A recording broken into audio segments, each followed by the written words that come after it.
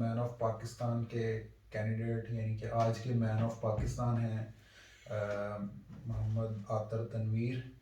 इनका ताल्लुक डिस्ट्रिक्ट बखर से है और ये बेसिकली सोशलाइजेशन और सोशल वर्क्स के रेलेवेंट जो है ग्रेजुएशन रखते हैं और पॉलिटिकल एक्टिविटीज़ में भी काफ़ी अरसे से इन्वॉल्व हैं। तो आज हम इनको एज अ स्टेट्समैन इंटरव्यू करेंगे।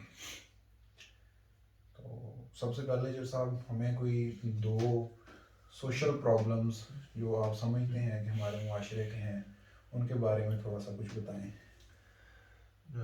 सबसे पहले तो जनाब थैंक यू वेरी मच। आपने जो है ना मुझे मौका दिया यहाँ पर बात करने का। और देखें, सोशल प्रॉब्लम अगर हम अपनी सोसाइटी में देखें तो बहुत ज़्यादा निकल आएंगे। हम ज़्यादातर बात पाकिस्तानी सोसाइटी की करते हैं। अगर हम ऑल ओवर द वर्ल्ड करेंगे तो सोशल प्रॉब्लम का जितना भी सिनेरियो वो थोड़ा डिफरेंट होगा। अगर पाकिस्तान नहीं, यहाँ हम सिर्फ पाकिस्तान के प्रॉब्लम्स के बारे में बात करेंगे और सिर्फ दो पे बात करेंगे। जी, अब देखें उसमें सबसे पहले तो एक आपका चाइल्ड लेबर एक सबसे बड़ा आपका सोशल प्रॉब्लम है। चाइल्ड लेबर है और उसके बाद आपका है जनाब दूसरा आपका सोशल प्रॉब्लम जो हमारी सोसाइटी में सबसे ज़्यादा देखने को मिल रहा है वो है आपका बेगरिंग। जी। तो ये दो सोशल प्रॉब्लम जो पाकिस्तान सोसाइटी में बहुत ज़्यादा हो रहे हैं, आया इनकी वजह क्या है ये एक डिफरेंट डिबेट है। और ये क्यों हो रहे हैं ये एक और डिफरेंट डिबेट है। अब इसमें प्रोफेशनल लोग कितने हैं या इसमें जो है वो नीडी पीपल्स कितने हैं, ये एक डिफरेंट डिबेट है। आपके ख्याल में चाइल्ड लेबर की सबसे बड़ी वजह क्या है मुल्क के अंदर? देखिए, सबसे बड़ी वजह इसकी अगर मैं आपको बताऊं तो आप भी थोड़ा सा इस चीज़ में परेशान होंगे। सबसे बड़ी वजह इसमें जागीरदाराना निज़ाम है। देखिए, वो जागीरदाराना निज़ाम ऐसे है कि हमने रिसर्च की। हमने अपने रिसर्च के दौरान बहुत सारी चीज़ों को नोट किया। जब हमने नोट किया हमने देखा कि चाइल्ड लेबर जो भट्टों के ऊपर काम कर रहे होते हैं मजदूर या किसी और जगह पे, वो खरीदे हुए हैं वहां पर। उनके पेरेंट्स तक उनकी नस्लें खरीदी हुई हैं। अब वो चाइल्ड लेबर बेचारे वहां पर जितने भी बच्चे काम कर रहे यानी हैं आप वो उस वक्त तक कहना वहां से चाह रहे हैं कि वो बॉन्डेड लेबर है बेसिकली। ऑब्वियसली वो बॉन्डेड है और उसमें वो उस वक्त तक वो जा ही नहीं सकते जनाब जब तक वो अगर उनसे हम उनको लेके जाने की बात करते हैं तो वो उसकी पहले कीमत मांगते हैं और वो पेरेंट्स भी मजबूर हैं क्योंकि वो पैसे ले चुके हैं उनसे और वो कहते हैं कि भाई हम इतना पैसा इन पे लगा चुके हैं और ये तो हमारे काम करेंगे। वो 4 साल 5 साल 6 साल जितना भी उनका टेन्योर है वो पूरा करते हैं। आपके ख्याल में being states person, being a Pakistani, हमारी दो मोस्ट प्रायोर सोशल रिस्पॉन्सिबिलिटीज़ क्या हैं? देखिए, सबसे पहले सोशल रिस्पॉन्सिबिलिटीज जो आपकी है ना, सबसे पहला तो ये है कि आप अपने आइन को सामने रखते हुए फैसला करें। अगर आपका आइन अगर एक्टिव पोजीशन में है तो आप कोई भी जागीरदार सिस्टम जो है, जो कोई भी जागीरदार जो है ना वो इस तरह जो है ना वो किसी को बाउंड नहीं कर सकता। जो सब आयन कोई सोशल रिस्पॉन्सिबिलिटी तो नहीं है। आयन तो एक रियासती जिम्मेदारी है। देखिए, उसमें अगर आप सोशल रिस्पॉन्सिबिलिटी भी तो उसी तरीके से है ना कि अगर अदालतें अपनी सोशल रिस्पॉन्सिबिलिटी पूरी करेंगी एक आम आदमी के लिए उसको जो है ना वो बैलेंस कर रखना वो इजी हो जाएगा। अगर हाँ, आम आदमी की अगर आप जो है ना वो उसकी नज़र से देखते हैं तो आम आदमी का तो यही है ना कि आम आदमी जो भी है चाहे वो गरीब हो वो इस तरफ ना जाए। या दूसरे जो है हमें एक छोटे छोटे सेमिनार जितने भी प्रोफेशनल सोशल वर्कर है ना उनको इस तरीके के जो है ना वो लोगों के अंदर एक इंटरेस्ट डेवलप करना चाहिए। इस तरह छोटे छोटे सेमिनार जो जितने भी इस तरह के लोग हैं जो इस तरफ जा रहे हैं उनको थोड़ा सा इस चीज़ के बारे में बताना चाहिए कि भाई ये जो चीज़ आप कर रहे हैं ये आप गलत कर रहे हैं। जी, तो ठीक है, ये पॉइंट आपका आ गया। अच्छा, ये बताएं इसके अलावा एक कोई सोशल रिस्पॉन्सिबिलिटी जो मतलब हमारी प्रायोरिटी होनी चाहिए बीइंग पाकिस्तानी, वो हमें आपके ख्याल में क्या है? देखिए, सोशल रिस्पॉन्सिबिलिटी में पहले आपको बता चुका हूँ कि हर इंसान की एक अपनी जिम्मेदारी है। हर इंसान ने अपने तौर पर अपने एरिया के अंदर जितना उसका सोशल सर्कल है ना उसके अंदर उसने अपना पैगाम पहुंचाना है। उसके अंदर उसने रहते हुए अपनी उन रिस्पॉन्सिबिलिटीज को अदा करना है। उसने लोगों में ये पैगाम पहुंचाना है कि जो जो वो काम कर रहे हैं जो कि उनके लिए और उनकी नस्ल आने वाली नस्ल के लिए नुकसान दे, तो वो उसके लिए वो उसको थोड़ा सा ये पैगाम हो जाना है कि भाई ये जो काम करने जा रहे हैं वो ये गलत है। हाँ, दूसरे रास्ते कुछ और वहाँ पे ज़रूर मौजूद हैं, कुछ ऐसी एनजीओज़ हैं, क्योंकि हम हमारी कुछ फ़ील्ड्स ऐसी हैं, जिसमें बहुत ज़्यादा एनजीओज़ ऐसी हैं जो कि आपको बहुत ज़्यादा हेल्प आउट कर सकती हैं इस मामले के अंदर, और डिफरेंट किस्म की एनजीओज़ मौजूद हैं। अच्छा आतिफ साहब, आपने दो जो प्रॉब्लम्स हैं सोशल, वो आपने हाईलाइट किए हैं, एक बेगररी और एक चाइल्ड लेबर है। जी, जी। तो आपके ख्याल में इन दोनों का अगर हम आपसे वन लाइन सोल्यूशन चाहें तो हुँ, हुँ। आपकी नज़र में इसका वन लाइन सोल्यूशन क्या है? इसका जनाब अगर हम वन लाइन पे अगर आप सॉल्यूशन मांगे ना, और पाकिस्तान के मौजूदा निज़ाम में रहते हुए, तो ये इम्पॉसिबल होगा, क्योंकि आप एक सड़क के ऊपर घूमते हुए आप कभी भी इस चीज़ को पॉइंट आउट नहीं कर सकते, आप कभी भी इस चीज़ को नहीं जान सकते कि क्या ये प्रोफेशनल सोशल जो है ना वो बैगर है या कोई नीडी बंदा फिर रहा है। आप कभी भी इस चीज़ पे नहीं कर सकते। जब जो औरतें जो है ना वो बच्चे उठा के मांग रही होती हैं, वो बच्चे भी उनके पास किराए पे आए होते हैं, उनका पीछे एक बहुत बड़ा ठेकेदार होता है जिनसे वो बच्चे लेके, और शाम को उसकी भी दिहाड़ी उसको मिलनी होती है, और उस बच्चे के माँ बाप को भी वो दिहाड़ी मिलनी होती है जो बच्चे उठा के औरतें मांग रही होती हैं। इस तरह हकदारों का हक नहीं माना जा रहा है। देखें, इस्लाम ने तो एक चीज़ मुकर्रर कर दी ना, उशर, ज़कात, सदका, खैरात एक चीज़ है। हम लोग वो इस्लाम ने तो मुकर्रर की ना कि जो नीडी है, जो है साहब इस्तिताअत है, वो उन लोगों को देगा, लेकिन वो चीज़ें मुकर्रर हैं, लेकिन हम लोग जो इस तरह के लोग हैं ना वो उन लोगों का भी हक मार रहे हैं। इसके लिए हुकूमत पाकिस्तान को ये करना चाहिए, और बहुत ज़्यादा इस तरह की एनजीओ, जिस तरह नई ज़िंदगी का मैं यहाँ पे नाम लेना चाहूँगा, या और इस तरह की बहुत ज़्यादा कुछ एनजीओ हैं जो कि इसके ऊपर भी काम कर रही हैं, और जो है वो इस तरह के लोगों को पॉइंट आउट कर रही है। और ये हमारे जितने भी देखें हमारे अदारे हैं जिसमें पुलिस का सिस्टम है, इस तरह इन अदारों को यहाँ पर जो है ना वो अपनी रिस्पॉन्सिबिलिटी ज्यादा अदा करनी पड़ेगी, ताकि इस तरह के लोगों को वो पकड़े, क्योंकि इसका हल इसके अलावा और कोई हो नहीं सकता जब तक हमारे अदारे नहीं। बॉन्डेड लेबर का आपके पास क्या सोल्यूशन है? देखिए, बाउंड्री लेबर का मैंने पहले बताया ना कि as a social worker, as a professional social worker, मेरा जो मैं अपनी रिस्पॉन्सिबिलिटी बताऊं, तो हमने जब इसकी केस स्टडी की ना, तो केस स्टडी में हम लोगों ने यही देखा कि यार हम लोग ना इन लोगों को थोड़ा सा ना सोच दे, उनकी थिंकिंग अप्रोच का लेवल थोड़ा सा कम है, क्योंकि उन लोगों को ना पहले से बाउंड कर दिया जाता है, उन लोगों को ना शुरू से बता दिया जाता है कि आप लोगों ने यहाँ पे गुलामी करनी है, हम लोग इनके गुलाम हैं, पैसे दिए गए हैं, हमारी नस्लें भी इनकी गुलाम है, हमने इधर ही उनको, काम करना है। हाँ उनको यहाँ से गुलामी से निकालना है। और गुलामी से आप कैसे निकाल सकते हो? आप लोग उनकी सोच को चेंज करके उनको उनको कोई अच्छा सेमिनार मुनक्किद करा लो, या कोई सेमिनार, चलो इन जैसे लोगों के लिए नहीं होता, तो उनको वैसे आप किसी तरीके से उनको पैगाम दो, उनके जिधर जिधर वो एरियाज हैं वहां पर जाके जो है ना इस तरह की जो है ना उनको पैगाम दिए जाए, और उनकी सोच को पॉलिटिक्स के डेवलप की अंदर आजकल बहुत गर्मी चल रही है, तो आपके ख्याल में आप अगर स्टडी करें 1947 से अब तक का जो हमारा पॉलिटिकल गवर्नेंस सिस्टम है, जाए। आपकी नज़र में एक मेजर पॉलिटिकल प्रॉब्लम्स जो हैं वो दो कौन से हैं जो कि आप समझते हैं कि ये अब ख़त्म हो जाने चाहिए, दो मेजर पॉलिटिकल प्रॉब्लम्स? देखिए, आपने मेजर की बात की, असल में मेजर को ही पॉलिटिकल प्रॉब्लम में नहीं होना चाहिए, ठीक है? तो आप समझ रहे हैं कि मैं किस तरफ जाने की कोशिश कर रहा हूँ। तो मेरे ख्याल में ये चीज़ें रही हैं, 4 दफ़ा मुल्क में हमारे में मार्शल लॉ लग चुका है, 1958, 69, 77 एंड 99। अब चारों दफ़ा देखें कि हम जमहूरियत की बात करते हैं, हम ये भी कहते हैं कि Pakistan is a democratic country. तो डेमोक्रेसी हमें यहाँ पर 2 पार्टियों के अलावा कभी नज़र नहीं आई। क्या मुल्क में सिर्फ डेमोक्रेसी? उनके अंदर भी तो नहीं है, उन्होंने मैं एक बात अपने कर अंदर रहा हूँ। कभी किसी पॉलिटिकल पार्टी ने कोई एक दो पार्टीज ने डिमी इंतखाबात करवाए, अदरवाइज इंट्रा पार्टी इलेक्शन का तो कोई कॉन्सेप्ट ही नहीं है। तो सर उसमें ये देखे ना कि उसमें तो चीजें एक फैमिली सिस्टम ही चलता आ रहा है ना जी, उसमें फैमिली के फैमिली आगे से आगे आ रहे हैं, भुट्टो है तो आगे भी भुट्टो खानदान आ रहा है। इसके अलावा कोई एक पॉलिटिकल इशू कोई राइज करना चाहें आप? इसमें पॉलिटिकल इशू ये राइट करना यही है, देखे ना कि हम असल में वोट का सही इस्तेमाल अवाम नहीं कर रही, अपने वोट का सही इस्तेमाल नहीं कर रही।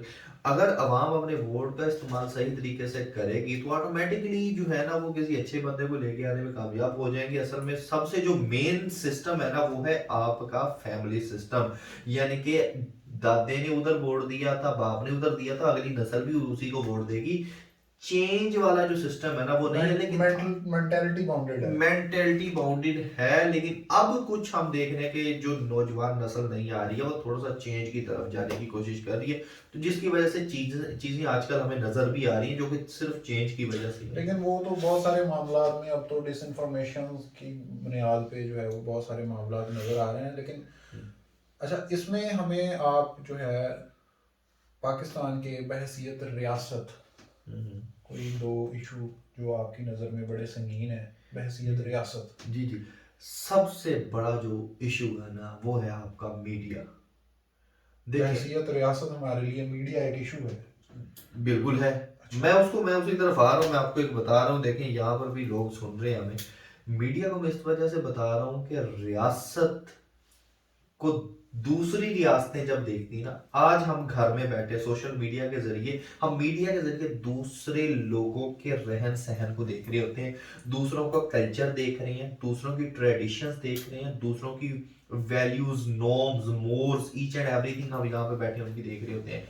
हम लोगों को भी बाहर का मीडिया ऐसे देख रहा होता है, बाहर के लोग ऐसे देख रहे हैं हमारे मीडिया को, कि किस वजह से देख रहे हैं हमारे मीडिया की वजह से। मीडिया क्या चीजें दिखा रहा है वो आपके सामने जो सबसे बड़ा इशू है, मीडिया जो सबसे नेगेटिव चीज होगी वो आपकी उठाएगा, वो आपकी सबके सामने बताएगा, चाहे वो किसी पर्सन की है चाहे वो किसी स्टेट की। ये चलें, आपकी बात मैं बहुत हद तक इत्तेफाक भी करता हूँ कि डिसइंफॉर्मेशन पास करने में सबसे बड़ा किरदार जो है वो मीडिया का है। जी बिल्कुल। इसके अलावा भी एक कोई स्टेट का हमें कोई इशू एक राइज कर दें जो कि स्टेट का पाकिस्तान का बहसीयत रियासत एक मसला है।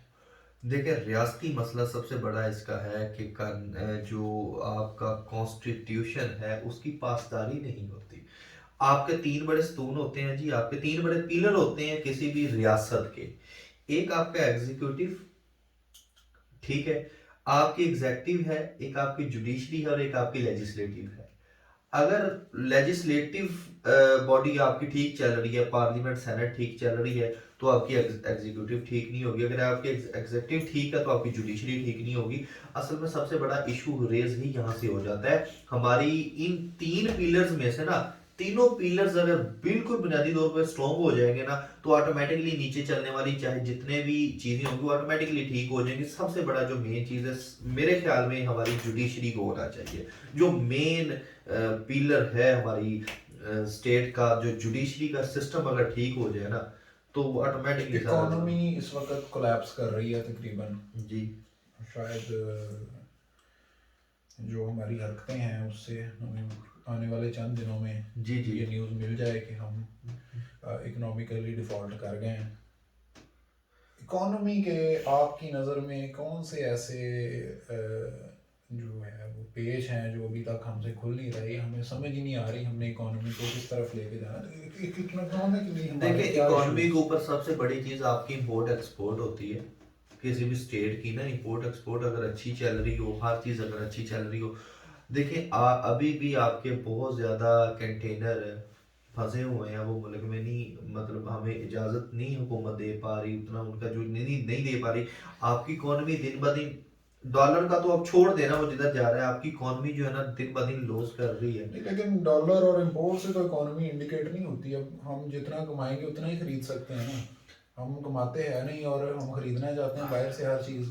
हम तो गाड़ियाँ देखिए बाहर से खरीदना चाहते हैं, तो हम जो है वो खुराक बाहर से नहीं खरीदना तो चाहते हैं। आपकी आपकी गवर्नमेंट क्यों नहीं इस तरह की फिर आपके सामने कुछ ऐसा प्लेटफॉर्म क्यों नहीं लेके आ रही? कितनी खेपहार यूनिवर्सिटीज में से हमेशा स्टूडेंट्स की निकल रही है, कितने पढ़े लिखे लोग निकल रहे हैं, नहीं, उनके लिए कंपनी तो उसमें नहीं हमारा है। नौजवान बिजनेस तो करना नहीं चाहता, वो नौकरी पे ही जाना चाहता है। तो जितने आईटी एक्सपर्ट निकल रहे हैं तो उनके लिए कौन सा ऐसे प्लेटफॉर्म लेके दे दिए? एक तो इमरान खान वो जो है ना लेके आ गया है, जो उसने अभी प्लेटफॉर्म रिसेंटली जो आया है, तो उसके उसके अलावा कौन से ऐसे आईटी के भी इस तरह या कोई भी हम लोगों की फाइनेंशियली तौर पे किस तरह की चीजें होंगी? हमारी हुकूमत देखें, सबसे मेन चीज आपकी गवर्नमेंट है, आपकी एग्जेक्टिव होगी वो ही इस तरह की कुछ इस तरह के प्रोग्राम बनाएगी जिससे आपके जो, अच्छा अब बाकी चीज छोड़े, आपके किसान को कितनी चीजें मिल रही हैं? आपका किसान जो है ना, जो कि सबसे बेहतर आपका पंजाब चल रहा था, पंजाब के अंदर किसान भी अब रो रहा है। वहां पे प्रॉपर तौर पे अगर इस दफा किसान, गन्ने की पेमेंटें मिलनी शुरू हो गई। सर हमें तो अभी तक इस तरह का कोई चीज़ें नहीं देखने को मिली। अब जितने भी इमरान खान के 3.5 साल ऑलमोस्ट गन्ने की पेमेंट बड़ी टाइम से मिली है। सर गन्ने की पेमेंट से हट के उस वक्त किसान बहुत हद तक खुशहाल था। और जब आपका किसान खुशहाल होगा ना तो ऑटोमेटिकली आपका मुल्क, क्योंकि पाकिस्तान तो है ही एग्रीकल्चर जो है ना वो अच्छा चल साहब, ये तो इंडस्ट्री वो है। चीज़ें हैं जो हम आए दिन रोना, मतलब हमारी शायद आदत हो गई है, हम डेली सुन रहे हैं, मीडिया पे भी हम बात भी इसी पे करते हैं। पाकिस्तान इस्लाम की बुनियाद पे बना था, जी। ठीक है। ये पता नहीं हमारी खुशकिस्मती थी या बदकिस्मती थी, लेकिन ये बना इस्लाम की बुनियाद पे ही था, जी बिल्कुल। ठीक है। तो इस्लाम को इम्प्लीमेंट करने में हमें क्या हर्डल्स हैं? एक सबसे बड़ी कोई हर्डल कोई कोई मैं उसी तरफ आ एक रहा हूँ, सिंगल। मैं उसी तरफ आ रहा हूँ।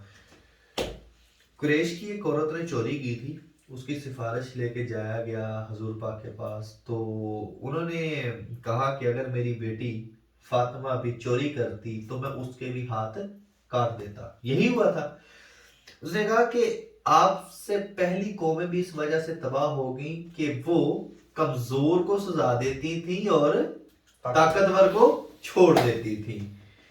सो आगे मेरे ख्याल में मुझे कहने की कोई जरूरत नहीं है कि जुडिशरी अच्छा, का जो हाल है जो ये सबसे बड़ी है। इस्लामिक हिस्ट्री में अगर हम अपने हीरोज़ की बात करें, जी तो हज़रत खालिद इब्न वलीद रज़ियल्लाहु ताला अन्हु का नाम बड़ा सरफहरिस्त आता है। जी।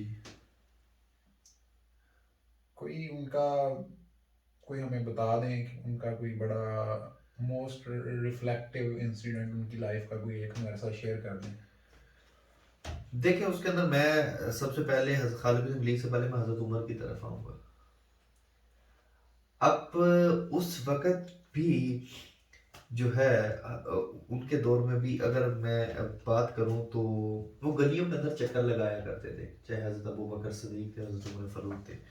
तो उस वक्त ये कहा जाता था, वो ये कहते थे कि अगर दरिया के किनारे कोई कुत्ता भी प्यासा मर जाएगा, प्यासा मर गया तो उसका हिसाब मुझे मुझे देना पड़ेगा। वो भी हुक्मरान थे अपने वक्त के, वो भी एक रियासत को चला रहे थे। नहीं, लेकिन वो उनको हिसाब देना पड़ना था ना, हमें हिसाब नहीं देना पड़ता। तो मैं वही तो बात कर रहा हूँ, हिसाब जिंदगी में नहीं देना पड़ता जनाब, आखिरत में देना पड़ेगा। जो इस वक्त के हालात है, देखिए मुस्लिम हिस्ट्री को अगर आप उठाना शुरू कर दें तो इसके अंदर तो बहुत सारी चीजें फिर ऐसी हैं जो कि कंट्रोवर्शियल हो जाएंगी आपकी। स्टेट के अंदर जो साहब एक सिस्टम वो है जो ज़ाहिरन हमें नज़र आता है, और एक सिस्टम जो है वो बैक एंड पे चल रहा है, जी बिल्कुल। ठीक है। आप क्या वो बैक एंड में समझते चलाने हैं? वाला कौन है? बैक एंड में चलाने वाला आप कौन है जी? हमें बताएं कि ये जो हमारा नौजवान है, जी। इसको सिस्टम के बारे में मैक्सिमम अवेयरनेस कैसे हो सकती है? सिस्टम के बारे में अवेयरनेस होना, मियां साहब बात ये है कि सबसे पहले ना मैं वही बात करता हूँ कि आपके ना इंफ्रास्ट्रक्चर जो आपके मुल्क का ढांचा है ना वो बिगड़ा हुआ है। आपका नौजवान इस वक्त जितना भी पढ़ लिख के आ रहा है ना वो असल में टेंशन का शिकार है। डिग्रियां उसके पास मौजूद है, अब उसके पास इतनी इन्वेस्टमेंट भी नहीं है, इतना बेचारे के पास वो सरमाया भी नहीं है कि वो अपना कोई कारोबार कर सके। डिग्री वो लेके फिर रहा है लेकिन आपका ढांचा कमजोर है। ठीक, पीएचडी लोग आपको मैंने आपको जो हमारी स्टेट में जो इन्वेस्टिगेशन सिस्टम है उसके बारे में अवेयरनेस है? देखिए इन्वेस्टिगेशन सिस्टम के बारे में अवेयरनेस मेरे ख्याल में मुझे तो इतनी नहीं है उस बारे में। तो लेकिन आप इन्वेस्टिग हाईलाइटेडली एक बंदा, एक कन्विक्टेड क्रिमिनल होता है, हमें साबित हो जाता है कि जनाब he is a convicted criminal, जी और कुछ अरसे बाद हमें पता चलता है कि जनाब नहीं, ये तो क्रिमिनल नहीं है, जी। ठीक है। सर मैंने अभी एक आपको मिसाल दी, जुडिशरी का सिस्टम, आपका इंसाफ का सिस्टम जब तक ठीक नहीं होगा तो ये सारी चीजें तो ऐसी चलती रहेंगी।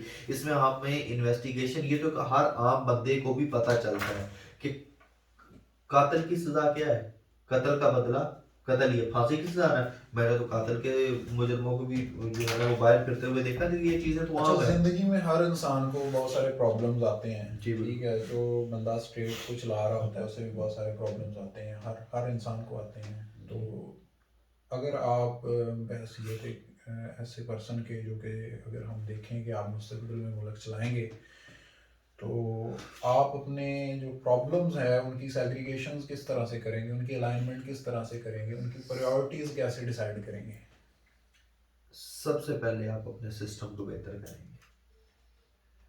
जब आपका सिस्टम बेहतर होगा उसके बाद आपकी अगली चीजें सारी चलेंगी। असल में आपका सारा ना सिस्टम बिगड़ा हुआ है। जब सिस्टम आपका ठीक होगा ना तो नीचे क्लर्क से लेके ऊपर तक जितने करने वाले लोग हैं ना ऑटोमेटिकली उस सिस्टम में आएगा तो ठीक हो जाएंगे। आप जब इसको सही करना शुरू करेंगे तो आप इसको कहाँ से पकड़ेंगे, स्टार्टिंग कहाँ से करेंगे? आप अपने कॉन्स्टिट्यूशन को पकड़ेंगे। कॉन्स्टिट्यूशन के अंदर कोई ऐसी अमेंडमेंट नहीं होगी। कॉन्स्टिट्यूशन के अंदर कोई ऐसी फ्लेक्सिबिलिटी नहीं होगी। कॉन्स्टिट्यूशन जो है ना वो आपका रिजिड होगा। नहीं, यहाँ तो एक बंदे को फायदा उठाने के लिए रातों रात अमेंडमेंट आ जाती है। जी ठीक है, बिल सर, पास हो वही जाता है। मैं बात कर रहा हूँ कि कोई इस तरह की अमेंडमेंट नहीं होगी, कोई ऐसी शिक्की मौजूद नहीं होगी। कानून सबके लिए एक जैसा होगा। आप यहाँ से पकड़ेंगे इसको। तो जो कानून नाफिज करने वाले हैं, आपने देखा होगा बाहर कि वो तो इसमें साथ नहीं देते। सर कानून नाफिज करने वाले या ना करने वाले तो इसमें होंगे ही नहीं। आपने यूके का कॉन्स्टिट्यूशन देखा, वो अनरिटन कॉन्स्टिट्यूशन है। पाकिस्तान का तो रिटन कॉन्स्टिट्यूशन है, लेकिन उसका जो इम्प्लीमेंटेशन का लेवल और पाकिस्तान का इम्प्लीमेंटेशन का लेवल है, इसमें जमीन आसमान का फर्क है। बात ये है कि इसके पर्सनल फिजिकल एक्टिविटीज करते हैं आप? हाँ, कुछ ना कुछ जरूर करते हैं। क्या आपकी फिजिकल एक्टिविटीज हैं? देखिए मैं क्रिकेट अच्छी खेल लेता हूँ। अच्छा, जी क्रिकेट क्रेज में हम बहुत आगे तक गए हैं। जी बिल्कुल। तो इसके अलावा कोई फिजिकल एक्टिविटीज? फिजिकल एक्टिविटी ये है कि सुबह के वक्त मैं रनिंग जो है ना वो करता हूँ, जो थोड़ी बहुत जो है ना, क्योंकि काम के साथ ये चीज़ें ज़रूरी हैं। तो उसके अलावा क्रिकेट में मेरे ख्याल में मैं अपनी ज़्यादा फिजिकल एक्टिविटी मेरी ज़्यादा होती है, क्योंकि मैं क्रिकेट जो है ना वो लाजमी खेलता हूँ। आजकल थोड़ा फिजिक्स से आउट हूँ, प्रैक्टिस से आउट हूँ, लेकिन फिर भी कुछ ना कुछ इस बारे में मैं ज़रूर आपके करता हूँ। ख्याल में क्या फिजिकल एक्टिविटीज एक जवान की होनी चाहिए? देखें एक जवान की फिजिकल एक्टिविटी आजकल तो देखें आजकल उसको जो सबसे ज़्यादा जो है ना उसको सुबह उठ के कुछ जो है ना वो अपने एक टारगेट डिसाइड कर ले कि इतने जो है ना जो दूर तक उसने रनिंग करनी है, और रनिंग अपनी जो है ना सुबह करे, वॉक करे। जो सारा दिन जो है ना इंसान उसी के ऊपर चलता रहता है, हशाश बिशाश रहता है। कोई भी नौजवान इससे देखें बहुत ज्यादा बीमारियां जो है ना आजकल सर्दियों में मोस्टली देखा होगा कि बहुत ज्यादा नौजवान जिनको हार्ट अटैक हो रहा है। मेरे ख्याल में वो इसी वजह से है कि वो ज्यादा जो है ना वो इन चीजों से थोड़ा सा दूर होते जा रहे हैं, जो कि हार्ट अटैक की ज्यादा वजह बन रही है। तो नौजवानों की फिजिकल एक्टिविटी जो है ना वो होनी चाहिए, क्योंकि पहले तो ये होता था कि फिजिकल एक्टिविटीज ज्यादा होती थी, गेम्स ऐसी थी। आजकल कभी लड़ाई हुई है? जी लड़ाई हुई है कभी? हाँ, लड़ाई बिल्कुल होती रहती है। आप किस टाइप की लड़ाई की बात कर रहे हैं? फिजिकल फाइट की बात कर रहे हाँ हैं? जी बिल्कुल, बचपन में बहुत हुई है जी। अच्छा, हाँ ठीक है। जी। तो फिजिकल फाइट्स के बारे में आपके क्या व्यूज हैं? किस बात पे आपको लगता है कि फिजिकल फाइट हो जानी चाहिए? देखिए ये हर किसी के ये जो है ना एक अपना एक लेवल होता है हर किसी का, कि कोई कितना बर्दाश्त कर सकता है, कौन कितना हम्बल है। तो कोई ऐसा होता है कि अगर आप उसको थोड़ी सी भी आंखें दिखाएंगे तो वो आपको आगे से आंखें नहीं दिखाएगा, वो उठा के कुछ सर में कोई चीज मारेगा। कुछ ऐसे भी लोग होते हैं जो बड़े हम्बल होते हैं, जो मर्जी उनको कहते रहे, उनकी फिर एक लिमिट होती है। अब जब आप उस लिमिट को क्रॉस करेंगे तो फिर वो डंडा उठाने पे मजबूर होगा। तो ये हर किसी की एक अपनी एक बर्दाश्त का लेवल होता है। अच्छा, जो जितने अब तक के हमारे जो गवर्नेंस सिस्टम रहे हैं, लाइक डेमोक्रेसी है, कम्युनिज्म है, सोशलिज्म है, डिक्टेटरशिप है, जी जी जी। उसके बाद बादशाहाना निज़ाम है, खिलाफत है, मलूकियत है, हम्म, तो आप इस सब में जो आपने अब तक समझा है, जो आपने पढ़ा है, उसमें हालात हाजरा में कौन सा सिस्टम आपके ख्याल में इम्प्लीमेंटेबल है और उसको इम्प्लीमेंट करना बनिस्बत आसान है? देखिए अगर आसान कहा जाए ना तो वो तो डिक्टेटरशिप है। अगर आसान कहा जाए, क्योंकि वो तो एक मिनट में किसी ने क्या पूछना है, एक मिनट में आपका तख्ता उलट के वो कर देंगे। वो 4 दफा हुआ मुल्क में। और अच्छा मजे की बात ये है कि ये चारों दफा मुल्क में तरक्की भी ज्यादा हुई है। कुछ 3 दौर में, अगर अयूब खान का दौर देख लें, ज़ियाउल हक या मुशर्रफ का, उस दौर में अगर आपको सनती तरक्की देखने को ज्यादा मिलेगी, लेकिन आसान तो यही है। और हालात अगर ये तो भाई किसी भी दौर में ये सबसे आसान रहता है। कम्युनिज्म के बारे में आपके क्या व्यूज हैं? देखिए उसके लिए भी आपको मेहनत करनी पड़ती है, और उसके लिए भी आपको एक सिस्टम बेहतर उसके लिए तो पहले एक आपको एक ऐसी नेशन बनानी पड़ती है कि पूरी कौम आपकी वैसे बनेगी तो फिर एक कम्युनिज्म सिस्टम आएगा। अदरवाइज आपके पास, अगर आप एशिया में रहते हुए जिस तरीके की पाकिस्तानी कौम है, इधर या तो डेमोक्रेसी सिस्टम या डिक्टेटरशिप, हाँ, या यहाँ पे मुनारकी सिस्टम आए तो इस वजह से वो सिस्टम बेहतर हो सकता है। अच्छा, ये मोनार्की सिस्टम के बारे में थोड़ा सा हमें गाइड नहीं, करें। मुनारकी तो एक बादशाहत सिस्टम को ही कहा जाता है ना जी। तो वो एक हमारे जस्ट लाइक आप मोस्टली हमारे मुस्लिम कंट्रीज में इस वक्त शायद यही सिस्टम चल रहा है। बिल्कुल चल रहे हैं। आप सऊदी तो अरब आप में क्या देख उसको लें। कामयाब सिस्टम समझते हैं? देखिए कामयाब सिस्टम अब तक तो रहा है। अगर जैसे ही अभी सऊदीया में ये सिस्टम कामयाब रहा है, जब अमेरिका ने वहाँ पे अभी अपने थोड़े से झंडे गाड़े हैं, तो हमें ये थोड़ा सा सिस्टम लूज होना शुरू होता थोड़ा सा दिखाई दे रहा है। अदरवाइज तो अब तक वो बिल्कुल सऊदीया का जो निज़ाम है अभी तक बेहतर अच्छा है। सब लास्ट क्वेश्चन करेंगे आपसे, कलेक्टिव पर्सनैलिटी। जी। आपके ख्याल में एक जो लीडर है उसमें कितनी कलेक्टिवनेस होनी चाहिए, और वो किन किन पैरामीटर्स पे आपको लगता है कि वो नेशन को साथ लेके चलना चाहिए उसे? सबसे पहला उसको क्रिज्मेटिक होना चाहिए, क्रिज्मेटिक पर्सनैलिटी, उसका अपना क्रिज्मा ऐसा होना चाहिए कि वो लीडर लगे। अच्छा, दूसरी बात ये कि वो आम अवाम में से होना चाहिए, वो खानदानों में से नहीं होना चाहिए कि जो खानदान नहीं, की। खानदान तो उसका कोई ना कोई तो होगा ना, सर जाहिर मेरा बात है। कहने वो का मतलब है कि आदम की वो औलाद में ही पैदा हुआ है। जरदारियों, शरीफों, इन लोगों में से नहीं होना चाहिए जो कि पहले भुट्टो, जो एक अशराफिया में से नहीं होना चाहिए। बिल्कुल उनमें से नहीं, वो एक आम अवाम में से होना चाहिए। अवामी लीडर जो होते हैं ना, वो अवाम के दुखों को समझते हैं, क्योंकि वो अवाम में से उठ के आया होता है। एक उसको छोटी गरीब छोटी एक चीजें। गरीब साइकिल वाला बंदा जो है वो। मैं वही बात कर रहा हूँ कि हर बंदे को राइट है भाई, हर बंदे को राइट है, कोई भी आके जनाब इलेक्शन में खड़ा हो सकता है। मैं वही कह रहा हूँ कि जो लीडर आपको ना वो अवाम में से आए, उसको अवाम के दुखों का भी पता हो। उसकी कलेक्टिवनेस क्या हो सकती है, वो किस तरह से सबको साथ लेके चल सकता है? सबसे पहले तो उसकी, मैंने कहा है ना कि क्रिज्मेटिक होना चाहिए। उसके बाद उसकी पर्सनैलिटी में ये चीजें होनी चाहिए कि वो सबको साथ लेके चलने वाला। लीडर तो वही है ना जो सबको साथ लेके चले, लीडर लीड करने वाला हो। तो आपके ख्याल में अभी कोई रियासत के अंदर ऐसा बंदा मौजूद है जो सबको साथ लेके चल सकता हो? जी बिल्कुल है। अगर मैं जिस तरफ को जाऊंगा तो वो आपकी भी हंसी उसी वजह से निकली है, लेकिन मैं उस तरफ को जाऊंगा मेरे ख्याल में, क्योंकि हम सबको आजमा चुके हैं। हमने उसको पूरा नहीं आजमाया भाई, हमने 3 साल के बाद उसका तख्ता उल्टा है, वो भी जिस तरीके से उल्टा है। तो उसको तो हमने 2/3 अक्सरियत नहीं लेने दी उन लोगों ने ही। हम्म। तो अब हम तो यही चाहते हैं कि वो बंदा दोबारा इमरान खान आए। मेरे ख्याल में इसके अलावा मुझे कोई वो दूसरा सबको ऑप्शन साथ नजर लेके नहीं। चल सकता है? वो सबको साथ लेके तो चल जाहिर है सकते आपको तो हैं। साथ नहीं लेता यार। सर मेरी बात सुने, मैं अशराफिया की तो बात कर ही नहीं रहा जो पहले से चल रहा है। मैं उन लोगों की बात कर रहा हूँ, आम आवाम की बात कर रहा हूँ। वो तो पाकिस्तान के साथ खुद चलना नहीं चाह रहे, उसके साथ कौन कोई चलेगा? उनका तो पाकिस्तान में है ही कुछ नहीं भाई, उन्होंने तो यहाँ से लूट के सारा तो बाहर रख दिया। अच्छा सर, बहुत शुक्रिया आप आए। हमने आपको बहसीत एक रियासत का जो है सरबराह के तौर पे हमने आपको जज करने की कोशिश की कि अगर आप मुस्तकबिल में रियासत के सरबराह होंगे तो आप कैसे होंगे। जी। हमें ज्वाइन